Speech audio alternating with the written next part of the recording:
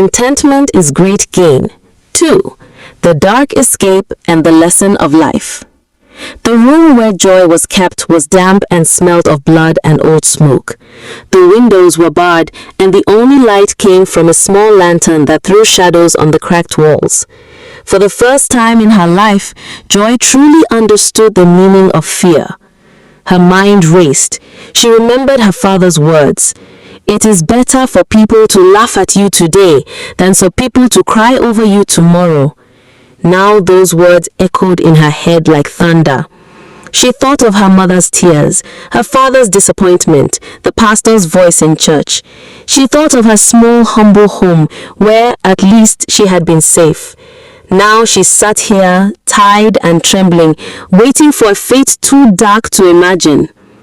For 3 days, Joy remained in that place. Sometimes she was given water, sometimes not. Sometimes the men whispered about money, charms, and sacrifices. Every time they looked at her, she shivered. On the 4th day, the preparations began. She overheard the men talking about a ritual they would perform at midnight. She was the chosen one. Tears streamed down her face. "Oh God, if you save me this once, I will never again chase shadows. I will never again despise what you gave me." That night, when the men came, one of them carried a small knife and strange calabash. As they dragged her forward, her knees buckled. She felt faint, but then something unexpected happened. One of the young men, tall and lean, stepped forward. He looked at her closely and froze. His eyes widened. Then his voice trembled. This girl is Mr. Okafor's daughter." The leader of the group turned sharply. "What are you saying? Do you know her?" The young man nodded slowly. His heart was pounding. Memories flooded his mind. Years ago, when his own family had been in crisis, it was Mr. Okafor, Joy's father, who had helped him. He had been wrongly accused of stealing in the market. A crowd had gathered to beat him. People shouted, "Thief! Thief!" He would have been killed that day, but Mr. Okafor, a stranger then, stepped forward and defended him. He even gave him money to replace the missing goods. It turned out later that the real thief had been caught. From that day, the young man never forgot Mr. Okafor's kindness. Now, standing before Joy, he felt torn. How could he repay good with evil? He cleared his throat. This girl cannot be touched. I will not allow it. Her father once saved my life." The leader's eyes flashed with anger. "What are you saying? Do you want to spoil everything for us?" But the young man was firm. He waited until the others were distracted. Then he whispered in Joy's ear as he loosened her bonds. "Run, Joy. Run for your life. God has remembered you today. Don't waste this chance." Joy's heart leapt. Her legs were weak, but she forced herself to run. She ran through the back of the compound, her bare feet pounding the ground, her lungs burning. Behind her, shouts rose as the men discovered she was gone. Dogs barked and footsteps chased after her. But somehow, through the darkness and confusion, she escaped into the bush. Branches tore her skin, thorns pricked her feet, but she did not stop. All she thought was, "If I survive, I will change."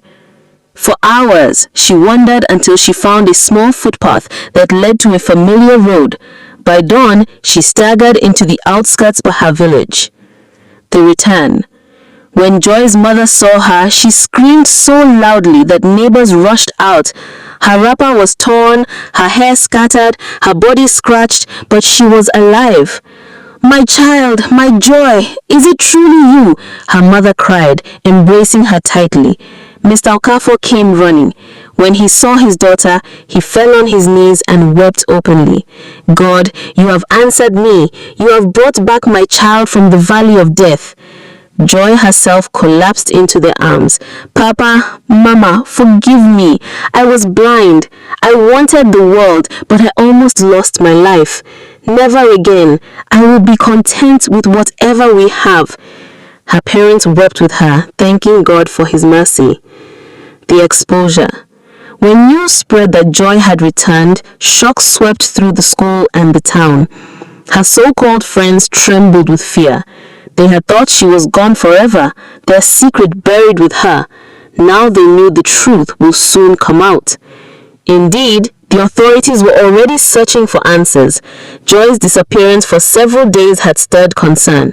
Now her testimony exposed the hidden wickedness. The girls who lured her were questioned, and soon the truth spilled out. The whole community was stunned. Parents shook their heads in sorrow. Elders said, when a child refuses advice, the child learns by suffering. Joy's new life. From that day, Joy became a different person. She no longer envied her friends. She no longer despised the food on her table or the clothes on her back.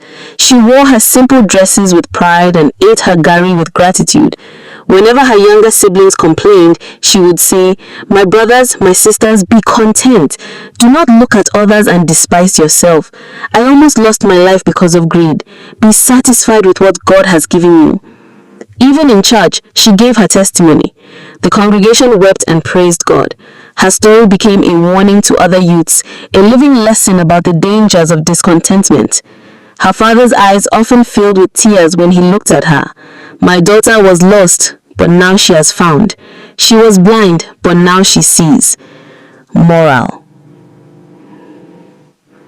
In the end, Joy learnt what she had ignored for years. Contentment is great gain. Greed may glitter, but its path leads to destruction.